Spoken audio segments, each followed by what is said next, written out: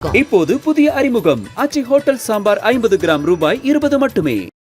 657 கல்லூரிகளை சார்ந்திருக்கக்கூடிய இத்தனை ஆயிரம் மாணவிகளை பார்க்கும் போது ஒரு டிராவிடியன் ஸ்டாக்காக நான் பெருமைப்படுகிறேன். இதற்கு நேர் எதிராக இன்னொரு ஸ்டாக் இருக்கு. நம்மள சாதி மதம்னு சொல்லி பிரிக்க நினைக்கிற ஸ்டாக். படிச்சா அறிவு வரும் என்ற தன்னம்பிக்கை வரும்னு புரிய வச்சு கல்வி கனவை எல்லோருக்கும் திறந்து விட்ட ஆட்சிதான். அதுபடி அனைத்து மக்களும் கட்டாய கல்வியை வழங்கணும்னு சட்டமாக்கினது நீதி கட்சி அரசு. பெண்கள்னா வீட்டுல தான் இருக்கணும், கடைசி வரை ஒருத்தரை சார்ந்து இருக்கணும்னு மனுவாத சிந்தனைய இந்த காலத்திலையும் பேசிட்டு திரிகிற எக்ஸ்பிரையான ஏராளமான மருத்துவக் கல்லூரிகளை உருவாக்கி தலை சிறந்த மருத்துவ கட்டமைப்பை வித்திட்டார். அதனாலதான் இந்தியாவிலேயே மருத்துவர்கள் வீதத்துல தமிழ்நாடு நம்பர் 1 இருக்கு. நம்ம திராவிட மாடல் அரசோட ஒவ்வொரு திட்டமும் ஒவ்வொரு வகையில இந்தியாவுக்கு முன்மாதிரியாக அமையுது. மாணவிகளுக்கு ஊக்கத்தொகையாக 590 கோடியே 66 லட்சம் ரூபாய் வழங்கப்பட்டிருக்கு. இது அரசுக்கு செலவினமாக கருதாம ஒரு தந்தைக்குரிய கடமையா பெண் குழந்தையோட கல்விக்கான மூலதனமாகத்தான் நான் பார்க்கிறேன். மாநில திட்டக்குழுவுடைய துணைத் தலைவர் பேராசிரியர் ஜெயரஞ்சன் அவர்கள் ஒரு அறிக்கையை கொண்டு வந்து என்னிடத்தில் கொடுத்தார். அதுல தமிழ்நாடு அரசினுடைய திட்டங்கள் எந்த அளவுக்கு பயனுள்ளதா அமைஞ்சிருக்குன்னு ஆய்வுகள் முடிவுகள் எல்லாம் அதுல சொல்லியிருந்தாங்க. Repco Home Finance, your dream home awaiting you. இந்த அரங்கிலையும் வீடியோ கான்பரன்ஸ்லையும் 657 கல்லூரிகளை சார்ந்திருக்கக்கூடிய இத்தனை ஆயிரம் மாணவிகளை பார்க்கும் போது ஒரு டிராவிடியன் ஸ்டாக்காக நான் பெருமைப்படுகிறேன்.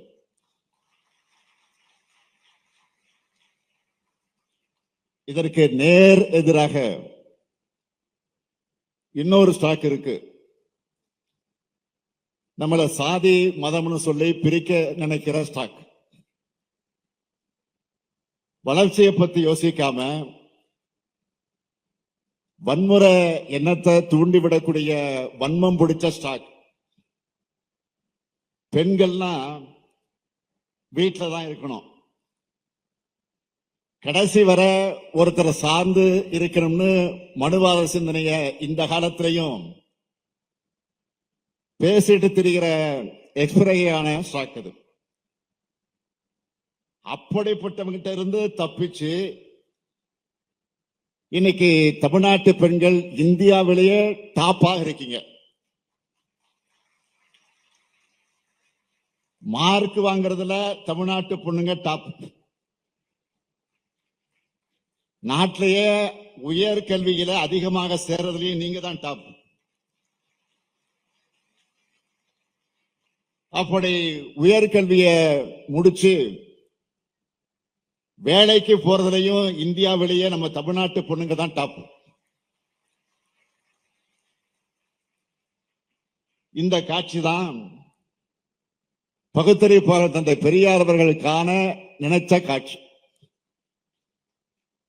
ஒவ்வொரு குடும்பத்தில் இருக்கக்கூடிய பெண்களும் கல்லூரியில படிச்சு நல்ல வேலையில சேர்ந்து யாரையும் எதிர்பார்க்காம தங்களுடைய சொந்த பொருளாதார வளத்தோடு இருக்கணும்னு கருதியவர் தந்தை பெரியார். அது அவரது கனவு. மூடப்பட்டிருந்த கல்வி கதவுகள் திறக்கப்பட்டு நாம் எல்லாம் கல்விச்சாலைகளுக்கு வர தொடங்கினப்போ தந்தை பெரியார் என்ன சொன்னார் தெரியுமா? பெருந்தலைவர் காமராஜர் கல்வி கண்ணை திறந்தார். கலைஞர் அவர்களது ஆட்சியை எழுந்து நடக்க வைக்கணும்னு சொன்னார்.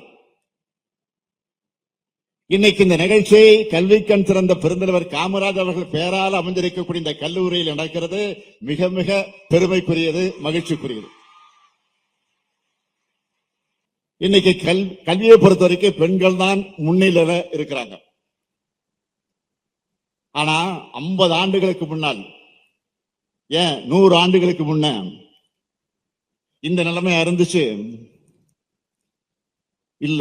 சமூக ரீதியா பாலின ரீதியா படிப்புக்கு தடை கற்கள் இருந்துச்சு. 1911ஆம் ஆண்டு எழுத்தறிவு பெறாதவங்களோட எண்ணிக்கை எவ்வளவு தெரியுமா? 94 விழுக்காடு. 1921 92 விழுக்காடு.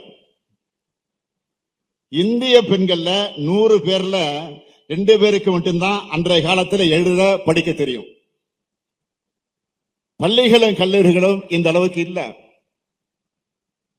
பெண்களை படிக்க வச்சா பண்பாட்டை இழந்துடுவாங்க என்ற மூடத்தனமும் பிற்போக்குத்தனங்களும் பணமும் கோலோச்சன காலம் அந்த காலம். அதை மாத்தி படிச்சா அறிவு வரும் என்ற தன்னம்பிக்கை வரும்னு புரிய வச்சு கல்வி கனவை எல்லோருக்கும் திறந்து விட்ட ஆட்சிதான் நீதி கட்சி ஆட்சி. 9/3/1923 அன்று ஒரு அரசாணையை வெளியிட்டு அதுபடி அனைத்து மக்களும் கட்டாய கல்வியை வழங்கணும்னு சட்டமாக்கினது நீதி கட்சி அரசு. இந்திய துணைக்கண்டத்துல நீதி கட்சி ஆட்சி தான் முதலா அனைவருக்கும் கல்வி என்பதை சட்டமாக்கினது. பட்டியலின மாணவர்களை கட்டாயமா எல்லா பள்ளிகளையும் சேர்க்கணும். மறுக்கும் பள்ளிகளுக்கு அரசு வழங்கக்கூடிய நிதி வழங்கப்படாதுன்னு சட்டம் இயற்றினாங்க. இதெல்லாம் நான் ஏன் சொல்றேன்னா, வந்த பாதைய மறக்காம இருந்தாதான் வழி தவறிடாம முன்னேறி போகிட முடியும். இதெல்லாம் தெரியாம இருக்கிறதுனாலதான் என்ன செய்தது திராவிடம்னு சில அறியாமலே கேட்கிறாங்க. அவங்களுக்காகத்தான் இதை சொல்றேன். கல்விக்கான ஏராளமான முன்னெடுப்புகள் நீதி கட்சி ஆட்சியில் தான் எடுக்கப்பட்டுச்சு. பெண்களுக்கு 8ஆம் வகுப்பு வரை இலவச கல்வி, பெண்களுக்கு மேல்நிலை பள்ளி மற்றும் ஆசிரியர் பயிற்சி பள்ளி தொடங்கப்பட்டு அவங்களுக்கு உதவி தொகைன்னு அந்த பட்டியல் நீளமானது. இதெல்லாம் அன்றைய சென்னை மாகாணமாக இருந்த தமிழ்நாட்டில் கல்வி புரட்சிக்கு அடித்தளம் அமைச்சது. அடுத்து வந்த பெருந்தலைவர் காமராஜர் ஆட்சியில அதிகப்படியான பள்ளிகள் திறக்கப்பட்டுச்சு. அடுத்து 1967 தமிழ்நாட்டில் பேரறிஞர் அண்ணா நடத்தின அந்த அரசியல் புரட்சி, அடுத்து வந்த எல்லா விதமான மாற்றங்களும் அடித்தளமாக அமைந்தது. பேரறிஞர் அண்ணா மறைந்த பிறகு முதலமைச்சராக பொறுப்பேற்ற தமிழின தலைவர் கலைஞர் அவர்கள் கல்லூரி கல்வியில அதிகப்படியான கவனத்தை செலுத்தினார்.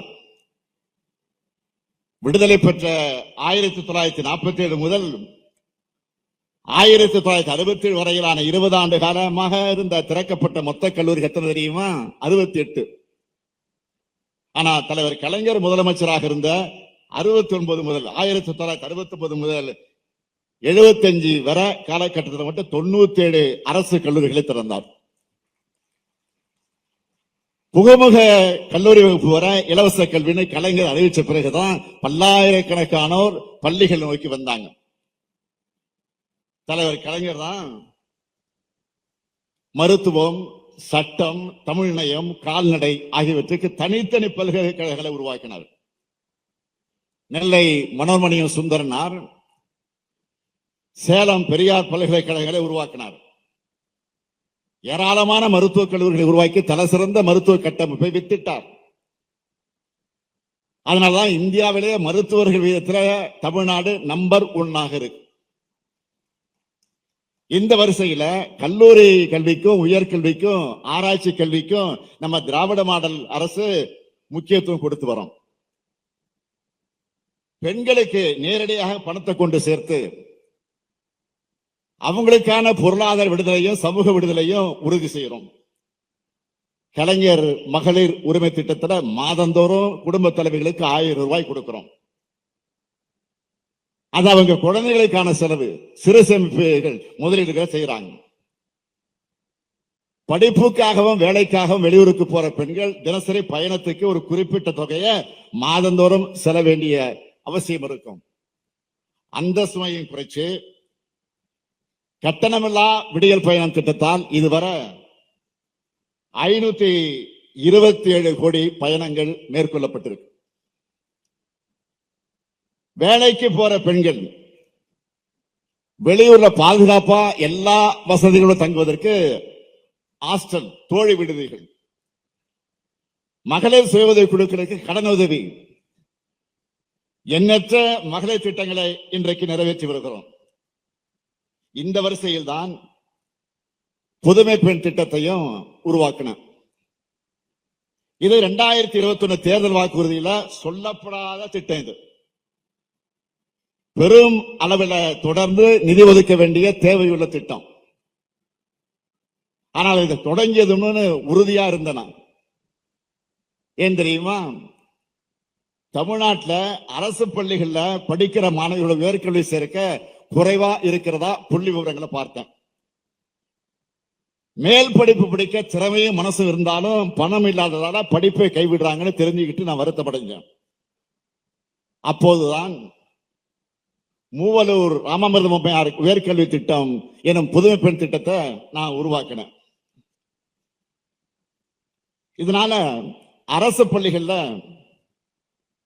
6ஆம் வகுப்பு முதல் 12ஆம் வகுப்பு வரை படிச்சு மேற்படிப்பு சேர்ற அனைத்து மாணவிகளுக்கு மாதம் 1000 ரூபாய் அவங்க வங்கி கணக்கில் நேரடியாக செலுத்தப்பட்டு கொண்டிருக்கு. முதற்கட்டமா 5/9/2022 வடசென்னை பாரதிய மகளிர் கல்லூரியிலும், 2ஆம் கட்டமா 8/2/2023 திருவள்ளூர் பட்டாபிராமத்திலும் அங்க இருக்கக்கூடிய கல்லூரியில இதை துவக்கி வச்சேன். புதுமை பெண் திட்டம் தொடங்குறது காலத்திலிருந்து இப்ப வரைக்கும் கலை, அறிவியல், பொறியியல், தொழிற்படிப்பு, மருத்துவக் கல்லூரியில் படிக்கிற மாணவிகள் உட்பட சுமார் 4,25,000 மாணவிகள் பயனடைந்திருக்கிறாங்க. இந்த திட்டம் தொடங்கப்பட்டது முதல் மாணவிகளுக்கு ஊக்கத்தொகையாக 590 கோடியே 66 லட்சம் ரூபாய் வழங்கப்பட்டிருக்கு. இதை அரசுக்கு செலவினமாக கருதாம ஒரு தந்தைக்குரிய கடமையா பெண் குழந்தையுடைய கல்விக்கான மூலதனமாகத்தான் நான் பார்க்கிறேன். சில நாட்களுக்கு முன்னால இங்க தலைமைச் செயலாளர் கூட வரவேற்புரை ஆற்றுகிற போது குறிப்பிட்டு சொன்னார். மாநில திட்டக்குழுவுடைய துணைத் தலைவர் பேராசிரியர் ஜெயரஞ்சன் அவர்கள் ஒரு அறிக்கையை கொண்டு வந்து என்னிடத்தில் கொடுத்தார். அதுல தமிழ்நாடு அரசினுடைய திட்டங்கள் எந்த அளவுக்கு பயனுள்ளதா அமைஞ்சிருக்குன்னு ஆய்வுகள் முடிவுகள் எல்லாம் அதுல சொல்லியிருந்தாங்க. புதுமை பெண் திட்டத்தை பத்தி என்ன சொல்லியிருக்காங்க என்பதை நான் ஆர்வமாக எடுத்து படிச்சு பார்த்தேன். அதை படிச்சப்போ எனக்கு மனநிறைவா இருந்துச்சு. மாதந்தோறும் நம்ம 1000 ரூபாய் வழங்குறதுனால ஆண்டுக்கு ஆண்டு கல்லூரிகள்ல மாணவியுடைய கூடுதலாக சேர தொடங்கி இருக்கிறாங்க என்கிற விவரம் அறிக்கை இருந்துச்சு. நாங்க இந்த திட்டத்தை உருவாக்கின நோக்கம் நிறைவேறிச்சு நான் பெருமைப்பட்டேன். பணம் இல்லாம படிப்பை நிறுத்தின பல்லாயிரம் மாணவியர்கள் கல்லூரியை நோக்கி வர தொடங்கி இருக்காங்க. உங்களுடைய படிப்புக்கு மட்டுமல்ல, எந்த தடை வந்தாலும் அதை நான் உடைப்பேன். மாணவிகளுக்கு மட்டும்தானா, மாணவர்களுக்கு இல்லையா அப்படின்னு மாணவர்கள் கேட்டாங்க. முந்தைய ஆட்சியாளருடைய நிர்வாக திறமையின்மையால் ஏற்பட்ட நிதி நெருக்கடி ஒரு பக்கம், ஒத்துழைப்பு தராத ஒன்றிய அரசு அது ஏற்படுத்துகிற சிக்கல் அது ஒரு பக்கம். ஆனா அதை பத்தி கவலைப்படாம தமிழ் புதல்வன் திட்டத்தை நாங்கள் தொடங்கணும். மாணவர்களுக்காக தமிழ் புதல்வன் திட்டத்தை தொடங்கணும். எந்த அப்பாவும் தன்னுடைய பிள்ளைகளுடைய படிப்பு செலவுக்கு கணக்கு பார்க்க மாட்டாங்க. அப்படித்தான் உயர்கல்விக்கான திட்டங்களாக எந்த நெருக்கடி இருந்தாலும் அதை நிறைவேற்றியே தீருவேன். கடந்த 9/8/2024 அன்று கோயம்புத்தூர் மாவட்டத்தில் அரசு கலைக்கல்லூரியில தமிழ் புதல்வன் திட்டத்தை நாங்க தொடங்கணும். அதை தொடங்கினதுல இருந்து சுமார் 3,52,000 மாணவர்கள் பயனடைஞ்சு வராங்க. இன்று வர மாணவர்களுக்கு உதவித்தொகையாக 143 கோடியே 41 லட்சம் ரூபாய் வழங்கப்பட்டிருக்கு. 360 கோடி ரூபாய இந்த திட்டத்துக்காக ஒதுக்கீடு செஞ்சிருக்கோம். அடுத்து அரசு பள்ளி மாணவியருக்கு மட்டும்தானா, அரசு உதவி பெறக்கூடிய பள்ளியிலே படிக்கிற மாணவர்களுக்கு கிடையாதான்னு ஒரு கோரிக்கை வச்சாங்க. அரசு உதவி பெறக்கூடிய பள்ளியில படிச்சு உயர்கல்வியில சேரக்கூடிய மாணவியருக்கும் மாதந்தோறும் 1000 ரூபாய் வழங்குற வகையில இன்னைக்கு புதுமை பெண் திட்டத்தை விரிவுபடுத்தி இருக்கிறோம். இந்த திட்டத்தின் மூலம் தமிழ்நாடு முழுவதும் சுமார் 75,000 மாணவிகளுக்கு உதவித்தொகை வழங்க போறோம். பட்டங்கள் ஆள்வதும் சட்டங்கள் செய்வதும் பாரினில் பெண்கள் நடந்து வந்தோம். 8 அறிவினில் ஆணுக்கு இங்கே பெண் இழப்பில்லை கான் என்று கும்மியடி ஏன்னா புதுமை பெண்கள் குறித்து பாரதி கண்ட கனவை புதுமை பெண் திட்டம் மூலமாக நம்ம திராவிட மாடல் அரசு நனவாக்கி இருக்கு. இதோட நோக்கம் பள்ளியோட படிப்பை நிறுத்த வேண்டிய சூழலில் இருக்கக்கூடிய மாணவிகளுக்கு நம்ம ஆட்சியில மாதந்தோறும் 1000 ரூபாய் கிடைக்கிறதுனால அவர்கள் கல்லூரிக்கு நுழைகிறார்கள். ஒரு ஆண் கல்லூரிக்குள் நுழைஞ்சா அது கல்வி வளர்ச்சி, அதுவே ஒரு பெண் கல்லூரிக்கு நுழைஞ்சா அது சமூக புரட்சி. அந்த வகையில் புதுமை பெண் திட்டத்தால் தமிழ்நாட்டில் உயர்கல்வி முடிக்கிற பெண்களுடைய எண்ணிக்கை இன்னும் அதிகமாகும். அறிவுத்திறன் கூடும், திறமைசாலைகள் அதிகமாக உருவாகுவாங்க. அதன் காரணமாக நம்ம தமிழ்நாட்டை தேடி உலக முன்னணி நிறுவனங்கள் தொழில் தொடங்க வருவாங்க. ரொம்ப முக்கியமா பாலின சமத்துவம் ஏற்படும், குழந்தை திருமணங்கள் குறையும், பெண்கள் அதிகாரம் பெறுவாங்க, பெண்கள் படிப்பால அவர்கள் தலைமுறையே காக்கப்படும். இந்த ஒரு திட்டத்தால இத்தனை பயன்கள் கிடைக்குது. கல்வி இல்லாத பெண்கள் கலநலம் என்றார் புரட்சி கவிஞர் பாரதிதாசன். உயர்கல்வி பெறாத பெண்களே தமிழ்நாட்டில் இல்ல என்ற நிலையை உருவாக்காமல் நான் ஓய மாட்டேன். நான் என்றால் தனிப்பட்ட நான் கிடையாது. என்னை ஏற்கும் தலைவர்களும் அவங்க என்னோடு விதைச்சிருக்கக்கூடிய கொள்கையிலும் தான் காரணம். நம்ம திராவிட மாடல் அரசோட ஒவ்வொரு திட்டமும் ஒவ்வொரு வகையில இந்தியாவுக்கு முன்மாதிரியாக அமையுது. அப்படியான திட்டம் தான் முதலமைச்சருடைய காலை உணவு திட்டம்.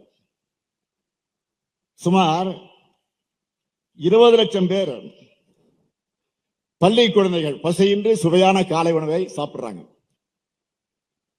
அது மட்டுமல்ல, கடந்த மாதம் நம்முடைய மாண்புமிகு பிரதமர் அவர்கள் தலைமையில் நடந்த தலைமைச் செயலாளர்கள் கூட்டம், அந்த கூட்டத்தில் என்னோட கனவு திட்டமான நான் முதல்வன் திட்டத்தை எல்லாரும் பாராட்டி பேசியிருக்கிறாங்க. பெரிய பாராட்டு பெற்றிருக்கிறது. தமிழ்நாட்டு இளைஞர்களை திறன்மிக்கவங்களாக உயர்த்தக்கூடிய நான் முதல்வன் திட்டத்தை நீங்களும் பயன்படுத்திக்கீங்க. இப்படி பல்வேறு திட்டங்களை உங்க எதிர்காலத்துக்காக செயல்படுத்துகிறோம்.